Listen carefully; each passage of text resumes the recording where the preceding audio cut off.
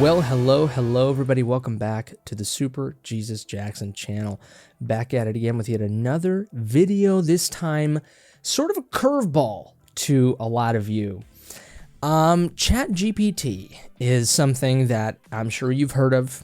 A lot of people are using it. It can be very useful. Some people have some issues with it. But I find that as a creative person, I think it can be a very interesting tool to use at the very, very least, right?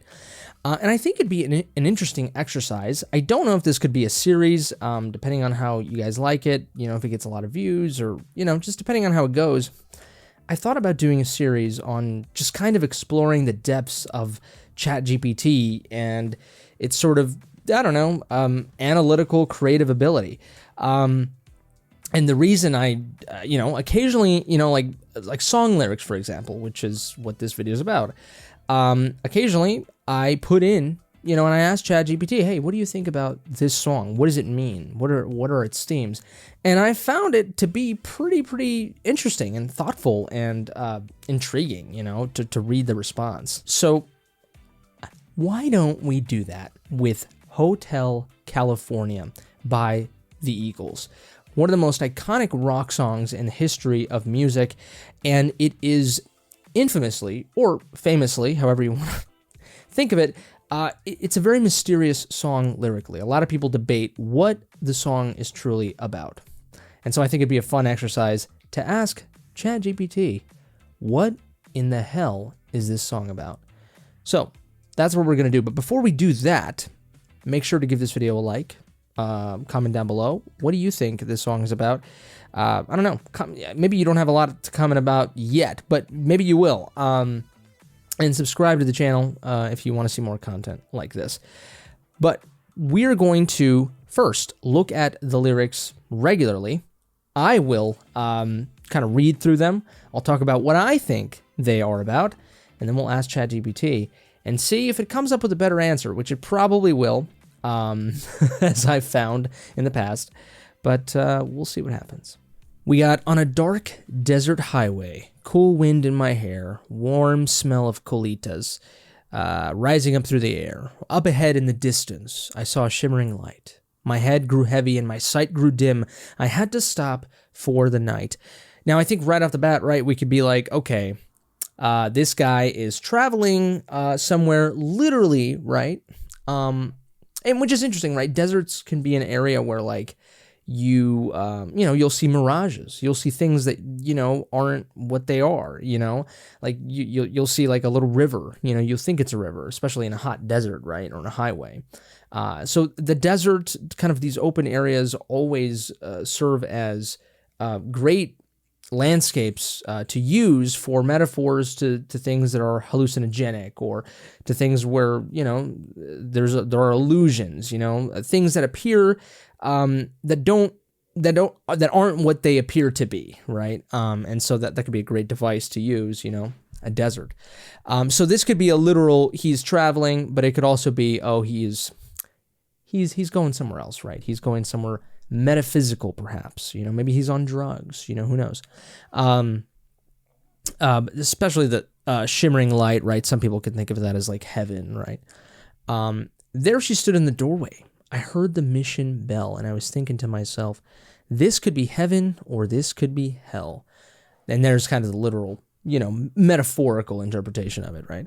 Then she lit up a candle and she showed me the way. There were voices down the corridor. I thought I heard them say. I mean, this is very similar to kind of Dante's, when you think of Dante's Inferno, and when he's with Virgil and they're, traversing the River of Souls, I believe it's called. It's kind of like the in-between, it's the travel to hell, in the same way that a Grim Reaper, right, would travel with someone. And in the midst of this, there were people, in the river, just kind of trying to cling on to you. I don't know what those people necessarily represent. Maybe they represent people that God is still deciding where he wants to put them, or they're maybe suffering there. They're not even in hell or heaven. They're just kind of in this purgatory, right? So I'm not sure. I'm not very, literate. But that's interesting. So, she's traveling with this woman through this doorway, and the doorway could be another, You know, the corridor could be another metaphor to the river, right? As he's going through this corridor this hotel corridor, you know, there's different rooms to the sides, and there's different people that could be opening the doors, staring at him, or there's just people on the sides of the corridor, right? So it could still be the same metaphor, you know, which is very interesting. Welcome to Hotel California. Such a lovely place, such a lovely face. Plenty of room at the Hotel California. Any time of year, you can find it here. So there's the iconic chorus. Hotel California, you know, I think this is where we could potentially get our first hint as to what this song could also be about, which is, you know, California, right, it's a state that a lot of bands and a lot of musicians, a lot of creative people go to for Los Angeles, right, to kind of make it big, to get their big break. But at the same time, this place holds a lot of chaos, drug addiction, you know, temptation, sin, you know, that sort of thing. And so with that rise to stardom, or that hard work that you have to do to get to stardom, you have to go through a bunch of things, you know, drugs, all of that stuff, right? And so I think in many ways this Hotel California is, I guess, a metaphor to the journey to stardom, the journey to something higher, you know? And it's kind of this world that you have to go into if this is the type of life you want to have, and it's a world that you're never going to be able to escape fully. And I think that comes into play later on in the song. Verse 3, her mind is Tiffany twisted. I don't know what that means. I don't know. I mean, just faintly, just what I think Tiffany twisted, just kind of a woman who just kind of wants to, you know, doesn't really want to settle down, you know, just kind of a woman that goes around here, goes around there, right? Just kind of how do I say it? A promiscuous woman, perhaps. I'm not sure. She got the Mercedes-Benz. Maybe she's I don't know, maybe she's a rich woman, maybe she's a gold digger, I don't know. She got a lot of pretty boys, there it is, right? That she calls friends, how they dance in the courtyard, sweet summer sweat, some dance to remember, some dance to forget. I think that could also be related to, you know, kind of drugs. You know, everyone uses people or drugs or vices to get what they want to get. Some people drink alcohol to remember, right? Some people drink alcohol to forget, right? Which is very interesting. Everyone uses things and people for their own devices, right? Their own uses. So I called up the captain. Please bring me my wine. He said, we haven't had that spirit here since 1969. Isn't that like a fucking Bryan Adams song too? Like, summer of 69. Isn't that a thing? Like, yeah, I think 69, you know, it's very like kind of, you know, going right into the hippie generation, I believe, or the latter end, one of those. I mean, it's the beginning or the dawn, one of those. It's kind of reminds me of Woodstock Festival, reminds me of LSD, you know, war, right? Like just a lot of political movements, you know, rebellion, the young generation just really, you know, clinging on to music and culture and rebellion, right? I guess that's sort of that spirit of like, yeah, give me my wine, you know, I just want to enjoy myself, which is very new agey thought, you know what I mean? Just like, I'm going to fucking enjoy myself. So I don't know, maybe that's all of that, all those things that it could mean that year, right? Like, it makes sense when the captain would be like, well, you know, fuck, we haven't had that type of attitude since 1969. And still those voices are calling from far away, wake you up in the middle of the night just to hear them say, welcome to Hotel California. They living it up at the Hotel California. What a nice surprise. Bring your alibis. I don't know why I was sounding like Donald Trump there. Bring your alibis. Interesting. You know, a lot of people who have addiction have a lot of alibis. A lot of people who have vices have alibis, right? Always having an excuse for their behavior. I think this song, right, from where we are right now, drug addiction, transition from, you know, the real world to heaven, something metaphysical, hallucinogenics, you know, it could also be the literal transition of the normal life to something more alluring, you know, to the high life, to the celebrity musician life, right? That sort of thing. It could be a lot of things. Mirrors on the ceiling, the pink champagne on ice. Mirrors on the ceiling. Interesting. We are all just prisoners here of our own device. Again, that's very, again, that's what I was saying, where people use addiction and people use substances or people for their own use, right? And a lot of people abuse these things, right? And then you become a prisoner to that very thing, and it can be very depressing. And I think that's what it's trying to say here. And in the master's chambers, they gathered for the feast. They stab it with their steely knives, but they just can't kill the beast. Maybe the beast means that thing that that is holding you back, that is regressing you, that is continuously pushing you to that addiction. You know, it's the monster that you can't fight. You know, that sort of thing. But it's also, you know, this could be a metaphor to gathering for food, gathering for the feast. You know, it's food and you're trying to pick at the food, you're trying to actually eat it, but it's this thing where like it doesn't matter how many times you try to go for the food, it's not going to break. You know, it's kind of like I guess a metaphor to overindulgence, I guess. So the price to overindulgence and the price of being what's the word, gluttonous is, well, it's a food that is never enough. That's not going to give in. That's not going to budge. You know, I don't know.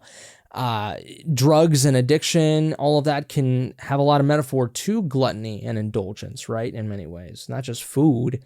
So I think that in a way, maybe like also that this feast could represent, well, trying to pick at the very thing that you know, it's kind of like, I guess, to like self-harm and stuff like that, right? It's that thing where it's like, well, you only have so much of your body to do that to, right? At some point, it doesn't matter how many times you pick at it, like there's nothing more to pick at, you know what I mean? Like, and so it's not satisfying anymore, you know? It's kind of like that, you know, or you eat too much to the point where like nothing satisfies you. You take too much drugs to the point where nothing satisfies you, right? So, could be a lot of that. Or again, it could also be what I just said, where you know, it's kind of the beast represents, you know, you just can't kill that beast, that thing that is causing you to go into temptation, right? Last thing I remember, I was running for the door. I had to find the passage back to the place I was before. Relax, said the night man. We are programmed to receive. You can check out anytime you like, but you can never leave. Iconic line there. So obviously, when you go into this world of chaos and pain and addiction and whatever, you know, anything that you can think of, the first thing you want to do is you want to run away because it's so ugly, it's so bad. But the problem is you already checked in, right? You already entered this hotel, and now the guy says, you know, you could check out, as in like you could kind of go into some sort of, you know, lobotomized type of, you know, state. You could check out, like so many people check out in times of like when they're in suffering, you know, which is really sad, like, or when they're going through something very traumatic. A lot of people check out, but they're still like experiencing the pain, you know, but they're numbed, you know, at that point, or they force themselves to be numb, or they force themselves to kind of like, you know, like disassociate, you know what I mean? But like you are very much still experiencing, but that's like even a product of the trauma, right?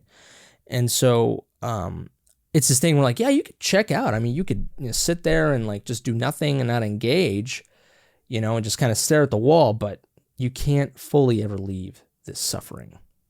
And that's terrifying. I mean, it's the same thing. It's like you're famous, you could check out, but you'll never turn that around. You'll always be famous. I mean, unless something happens and you're forgotten, or, you know, I mean, you picked that world, man. You know, this is now your life. You know, it's like making a decision. You know, it's like you could check out of the decision, but you can't turn back the decision. You can't, like, you know, not face the consequences of the decision, right? And so I think that's what that could potentially mean, right?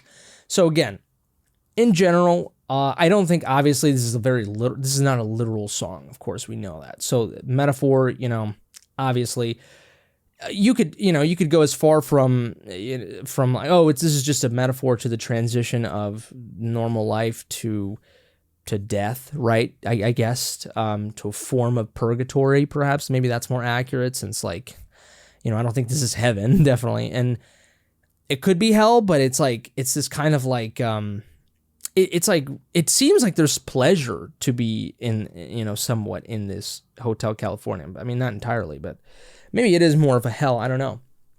It could be that too. It could be choosing a different life. Choosing that rebellious, that life of a rock star. That whatever that means. Whatever that could mean, or it could be the metaphor of addiction of any kind, fame addiction, substance addiction. I mean, just anything, right?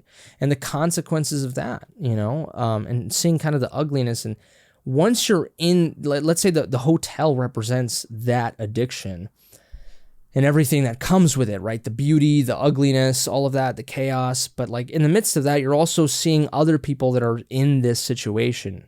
And that's very similar to, because when you're going into when you're in some of these addictions, you will meet people that are doing the same thing that you're doing, and you're seeing the ugliness of that addiction in them, but really it's because it's in you, and so it's all kind of a reflection. And I guess that goes in line with the mirrors on the ceiling, where all of the things that he's seeing is just a reflection of what he wants to see, but it's also a reflection of what you are. Right. And so it's that, the confusion, the anxiety, the fear, the addiction, the temptation, all of that you're seeing around it. You're seeing all of that around you, but it's also a reflection. It's a projection of what's going on in you. Again, I mean, there's nothing definitive here. And I guess that's why the song has been so, heavily analyzed, but it's also why the song lives on, in so many ways, is because of how ambiguous it is, right? Because you could pick at it in the same way of like, the same metaphor of like picking at the food here, gathering for the feast and we could stab this song with our knives as much as we can, but we're never going to kill it, as in we're never going to figure it out, right? And that's why this song is so relevant today, so resonant, very interesting. But now, for the exercise of the century, let's look at Chat GPT and see what it has to say. All right, here we go. So what should we say? Give me an analysis of, I can't write, of the song Hotel California's lyrics.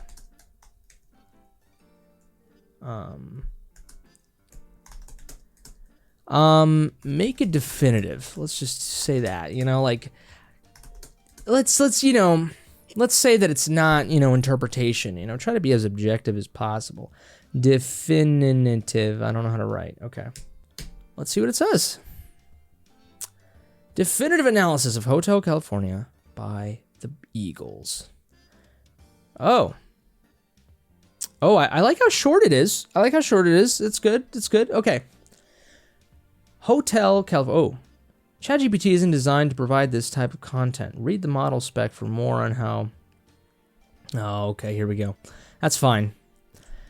Hotel California by the Eagles is a richly layered song that explores themes of materialism, excess, and the seductive yet destructive nature of the American dream. Well, there it is. I guess. That goes in line with what I was saying about, going to California, to LA to get your big break, right? That sort of thing. Released in 1976 as the title track of the band's album, the song remains one of the most analyzed and interpreted in rock history. The setting, a metaphor for temptation and entrapment. The lyrics open with a weary traveler arriving at a mysterious hotel, seemingly welcoming and luxurious yet ominous. Dark desert highway symbolizes life's journey, while cool wind in my hair and warm smell of colitas, right? Oh, okay. Slang term for marijuana, suggesting intoxicating, dreamlike. There's a sense of allure, right? Yeah. The hotel represents excess, particularly the decadent lifestyle associated with California. It's a place of indulgence where there she stood in the doorway suggests some temptation. Mission bell hints at a spiritual conflict. That's interesting. I didn't think about that. The line, this could be heaven or this could be hell, encapsulates the duality of fame, health, and wealth and hedonism. Seductive on the surface, but potentially soul-corrupting. The second verse introduces figures obsessed with wealth and status. Her mind is Tiffany twisted. She got the Mercedes-Benz. Oh, this is where it stops. That's interesting. So a lot of what we said, but obviously this is, Chat GPT AI gathers from, everywhere. Kind of like what we do, our brains do. We do that all the time. We are an amalgamation, a summation of our life experiences. We're not doing anything different than what this thing is doing, right? Let's see. How do we pick at this a little bit further? Maybe, let me see. What is the song? What is Hotel California about?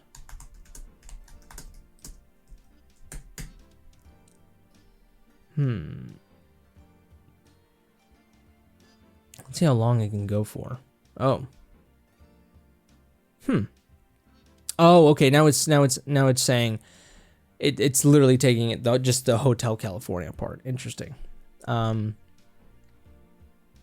symbolizes a place of indulgence, where pleasure and luxury seem limitless, but ultimately lead to entrapment. The lyrics paint a picture of a traveler lured in by temptation, only to realize that once inside, escape is impossible. This mirrors the way fame, fortune, and excess can seem glamorous, but often come with a loss of freedom or self-identity. It's not just about a place. It's about a state of mind, one where desires are fulfilled, but at a cost. And I guess, but even then, its desires are never fulfilled completely, right? I guess that's the picking at the food metaphor, right? Very, very interesting. I'm trying to think of give me a unique. Let's see if we can do this. Give me a unique take on Hotel California's lyrics.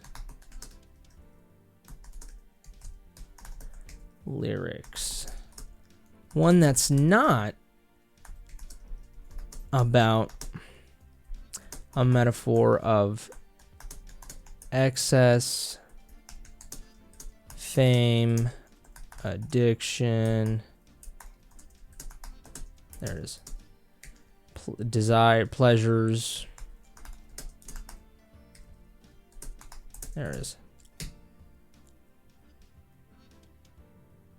Oh, a time loop horror story hidden in Hotel California. What? What if Hotel California isn't about excess, fame, or materialism at all, but instead a psychological horror story about a traveler trapped in a supernatural time loop? From the opening lines, the protagonist seems lost in the desert, disoriented. Okay. The song's characters seem trapped in an eerie cycle of repetition.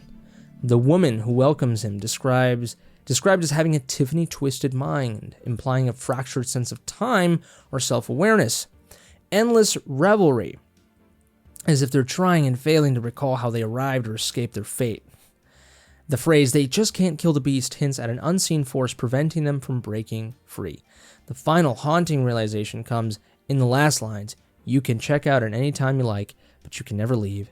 The traveler reaches the exit but finds that departure is impossible. He's doomed to relive the experience over and over, forever trapped in the enigmatic Hotel California, a place where time stands still. Isn't that like a thing from the Twilight Zone too? Like the Hotel, isn't that like the Disney ride? Wasn't that a thing? I'm trying to think of like the Hotel of Terror or some shit like that. Wasn't that a California hotel? It's very interesting. I don't know. I think the Twilight Zone was before this song, I think, right? Yeah. So maybe there's something there too. That's interesting. Give me another unique take. Give me a completely different unique take. Unique take. Alien abduction story. Okay. Now it's going into, some weird fucking unnecessary thing. Okay. What does Tiffany twisted mean? Because I didn't know what that meant. So let's see what it says. Okay. Tiffany Twisted is a phrase unique to Hotel California, and it carries a layered meaning. The most widely accepted interpretation is that it refers to someone obsessed with wealth, materialism, and status, particularly in relationships. Tiffany likely alludes to Tiffany & Co., the luxury jewelry brand associated with wealth and exclusivity. Of course, duh. Twisted suggests a distorted mindset, obsession, or being mentally consumed by something.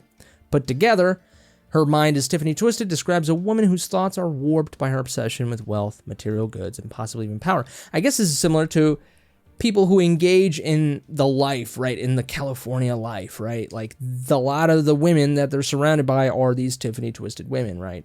And it, and then you find out your car's on fire. So stuff like that.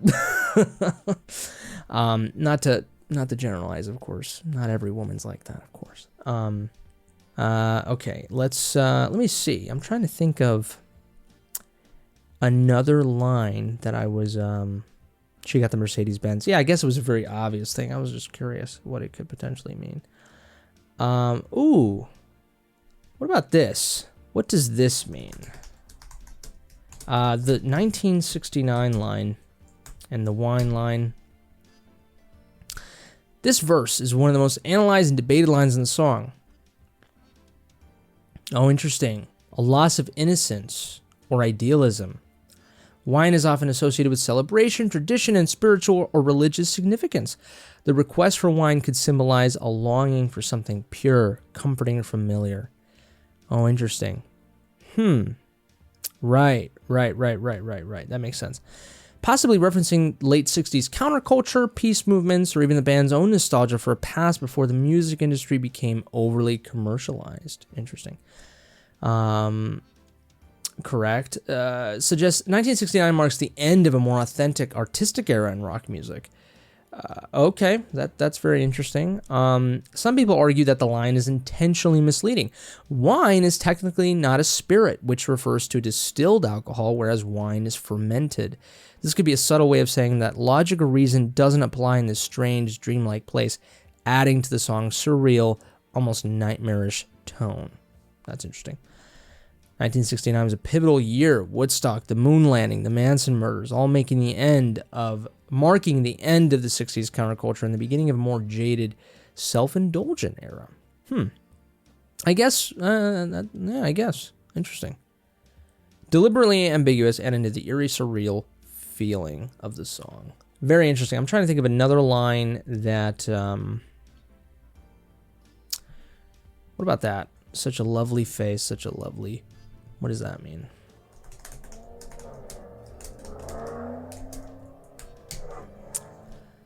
Let's see. The requested phrase, deeply ironic. Superficial beauty hiding darkness. The hotel, or what it represents, appears warm, glamorous. Similarly, the people inside. Right, lovely. Okay. But the song gradually reveals that this beauty is a facade, masking a more sinister and trapping environment. A reflection of California's false promises. California, especially in the 1970s, was often seen as a land of dreams where people went seeking fame, fortune. The phrase could symbolize the illusion of paradise, but underneath there's delusionment, emptiness, or even corruption. Seductiveness, oh, of course. Yeah, lovely face, duh. It's both literal and ironic. Right. Interesting. See, guys, I'm telling you, this is very, very interesting. I love just learning. I mean, Google and Chat GPT are fairly similar, but I think Chat GPT is just like the most efficient Google. Now, of course, just like with Google, you got to check your sources, you got to check the facts, everything. But I think it works a lot better, at least right now, for creative thought, and just kind of analysis. I think it's a great way to summarize. It's like the Spark Notes of Google. I mean, it's phenomenal. I think it's a fantastic tool, and it really helped me a lot to just kind of be like, okay, And now some people would say, well, you could have arrived to some of these thoughts like yourself. You could have just like thought harder. Of course. I mean, I think I've arrived to the majority of the meanings that ChatGPT ended up pulling out. Even before I, went into ChatGPT, I think, we obviously came up with a lot of this stuff already. And obviously human beings have come up with so much, fantastic analysis of Hotel California. But, I learned some things here and there and, kind of improved my enjoyment and analysis of the song and the song's lyrics, which is very interesting. Now, a lot of you also might be surprised because I usually don't analyze lyrics. I usually, I have started to do it with the past year and a half or so, or 2 years perhaps, I don't know. I've done it, it's very important, but I'm a music guy first, so I think this is a very interesting exercise. It would be very interesting to see how it would analyze the music, and sort of in relation to the lyrics. I think would be very interesting. Maybe that could be an exercise we do for another song. I will say right off the bat, the music of the song, it's very long. The song's very long, which goes into the metaphor of the fact that you're going to be in this Hotel California forever, right? And so therefore you make the song almost kind of last forever, very long, right? So that, I think, goes along perfectly well. But those are my thoughts and Chat GPT's thoughts on Hotel California. Really, really interesting, I think, thought experiment and just experiment in general. Let me know what you think down below in the comment section. Do you think this was fun? Do you think this was boring? Let me know, negative or positive. And make sure you watch the whole video, though, before you comment. Although, if you're here now, I'm very proud of you. And I guess that comment would be unnecessary. Yeah, give this video a like if you liked, dislike it if you didn't. Subscribe to the channel if you want to see more content like this. If it's your birthday, happy birthday to you, you beautiful creature. But I think that's it for me. You all take care, stay safe, and until next time, I love you.